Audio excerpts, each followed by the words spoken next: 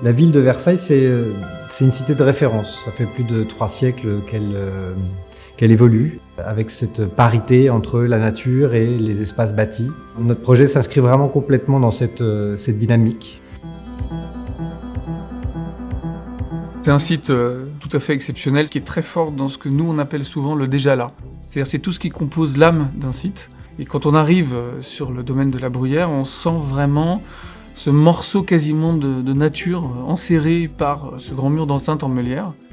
Probablement ce qui nous a le plus séduit dans le projet, c'est ce travail entre la réhabilitation de bâtiments historiques et la confrontation avec une architecture contemporaine très respectueuse.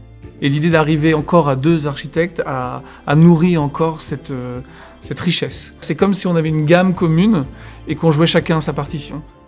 Vraiment, la première idée qu'on a eue, c'est la question d'habiter un parc, d'habiter un espace vert, d'habiter un morceau de nature. C'est de donner à tous finalement un espace végétal, de pouvoir profiter ou du parc, ou de terrasses extérieures, ou de loggia. On est allé chercher le maximum de vues entre les bâtiments pour pouvoir vraiment permettre d'avoir des grandes percées visuelles. Et donc ce qu'on a vraiment essayé de travailler sur ce sujet avec Franklin Aziz, c'est d'exprimer des matériaux bruts et véridiques, notamment la brique.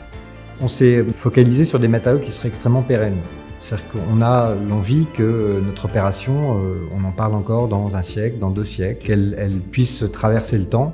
Le mot qui me vient aujourd'hui à l'esprit pour parler de ce projet, c'est l'équilibre. C'est l'équilibre entre la vie collective de ce parc et la vie intime des logements. C'est l'équilibre entre végétalisation extérieure de ce parc propice aux rencontres et de la construction de ces nouveaux bâtiments avec une architecture contemporaine et sobre. C'est l'équilibre entre passé et avenir, entre ces maisons existantes et ces nouvelles architectures. C'est l'équilibre aussi entre cette vie urbaine trépidante de la ville de Versailles et une manière d'habiter au calme à l'intérieur de ce parc. J'espère que les habitants auront autant de plaisir à habiter dedans que nous avons pris du plaisir à le dessiner et à le concevoir.